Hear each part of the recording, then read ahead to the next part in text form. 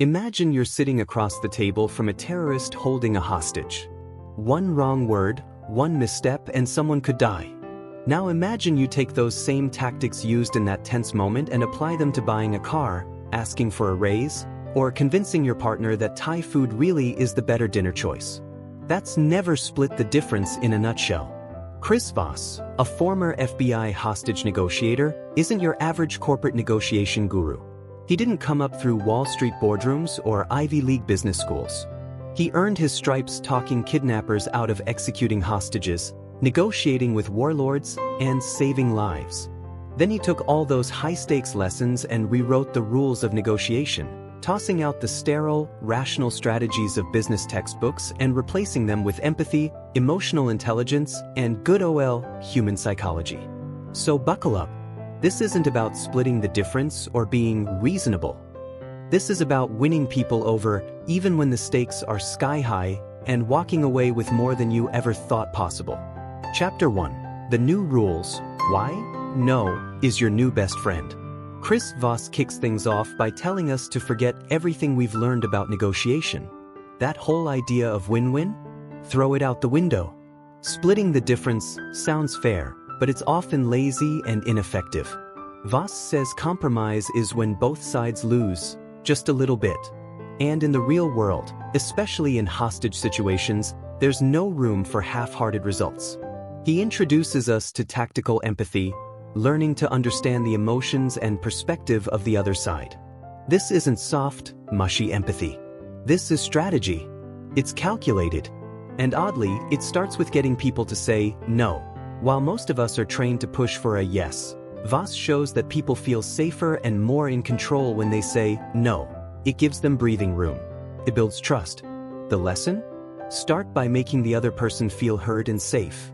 Then use that as a foundation to guide the conversation in your favor. Like a Jedi, but with a business suit. Chapter 2. Be a mirror. Mastering the art of tactical empathy. Voss teaches us how to be emotional chameleons, how to mirror people to build rapport and gain insight. Mirroring doesn't mean copying someone like an annoying sibling. It's subtler than that. It's repeating the last few words your counterpart said, with a curious tone. So, you're saying the price is firm? You sound interested, reflective, even wise, and the other person, feeling heard, tends to elaborate. But here's the kicker. It works because it plays into how we're wired. People love to feel understood. And when you're mirroring them, they open up. They give more information. And that information is power. Then Voss drops the bomb, labeling. This is where you identify and name emotions. It seems like you're frustrated. It sounds like you're under a lot of pressure. This doesn't escalate things. It de-escalates them. It diffuses tension. Because when people hear their emotions labeled, it makes them feel seen. And when people feel seen, they soften. This chapter is a masterclass in getting people to open up by doing less, not more. Chapter 3. Don't feel their pain, label it. Voss emphasizes that great negotiators don't avoid conflict. They walk right into it with open arms and a calm voice. But they do it with a scalpel, not a sledgehammer. By labeling emotions, you take away their sting. It sounds like you're worried this deal might go sideways. Now you've acknowledged the elephant in the room, and the elephant is suddenly a lot less aggressive. He tells us not to be afraid of strong emotions. In fact, the more you can understand and articulate them for someone else, the more control you have over the conversation. You're not offering solutions, you're simply validating feelings. And validation, my friend, is a powerful tool. It turns out that people don't want to be agreed with as much as they want to be understood. Once they feel understood, they stop resisting. They lean in, and you start to guide them. Chapter 4. Here's where Voss pulls the rug out from under everything you've ever believed about negotiation. We're all conditioned to chase yes. It feels like progress. It feels like success. But it's often a trap. People say yes to get you off their back, to be polite, to end the conversation. Instead, Voss wants you to lead people to no, because no feels safe. When someone says no, they're putting up a boundary. And boundaries create the beginning of a real conversation. Once someone says no, they start to relax. They're no longer trying to guard their position, and that means they're open to listening. So, next time you ask someone, "Is now a bad time to talk?" and they say, "No," you've just cracked open the door to dialogue. Chapter 5. Trigger the "that's right" moment. This chapter is pure gold. If you remember one thing from the book, let it be this. The moment someone says, "That's right," you win. "That's right" is the sound of someone feeling truly understood. Not manipulated, not flattered, understood. And when they feel that, they're far more likely to work with you. How do you get to "that's right"? You reflect their situation back to them with clarity and empathy. You paraphrase their position so accurately that they nod and say those magic words. And once they do, it's like a spell has been broken. They're no longer fighting you, they're partnering with you. Chapter 6. Bend their reality.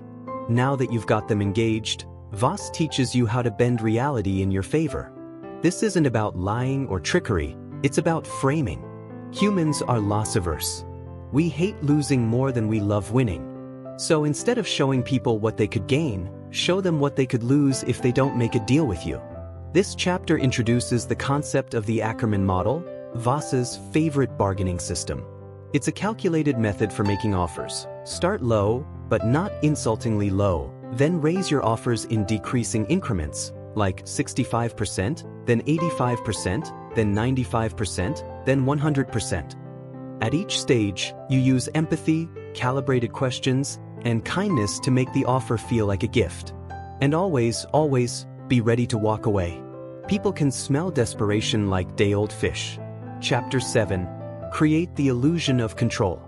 Ever dealt with someone who's dead set on being in charge? Voss says. A lot. And instead of wrestling for control, he teaches us to hand them the steering wheel, while we secretly control the GPS. This is where calibrated questions come in. These are open-ended, neutral questions that start with what or how. Questions like, "How am I supposed to do that?" or "What's the biggest challenge you're facing right now?" These questions force the other person to think, and they put you in a position of quiet power. You're not telling them what to do, you're letting them come to your conclusion on their terms. It's like Inception, but with fewer special effects. Chapter 8. Guarantee execution. So, you've got the deal. Now how do you make sure they follow through? Voss says the key is to listen carefully for signs of commitment. If someone says, "I'll try," that's a red flag. You want clear, direct language. And if you don't hear it, ask more calibrated questions. What's going to stop this from happening? Or, how will we know if we're on track? Make them articulate their commitment, make them own the process, and you're far more likely to see follow-through. If they're vague, dig deeper. If they're confident, back them up. Chapter 9. Bargain hard, use the black swan. Finally, we get to the wild card, the black swan. In Voss's world, a black swan is a piece of hidden information that changes everything. The other side might be holding onto something, a pressure point, a deadline, a hidden motivation, that, if discovered, can completely flip the negotiation in your favor. Your job is to listen deeply, ask questions relentlessly, and never assume you know the full story. Often, people will drop hints or contradictions. Those are breadcrumbs. Follow them. The more curious you are, the more likely you are to uncover that one piece of intel that changes the entire game. Final thoughts. Never settle, never split. Chris Voss doesn't want you to be a bully. He wants you to be a curious, emotionally intelligent, strategic listener. Someone who's calm under pressure, laser-focused on the human being in front of them, and always willing to dig deeper.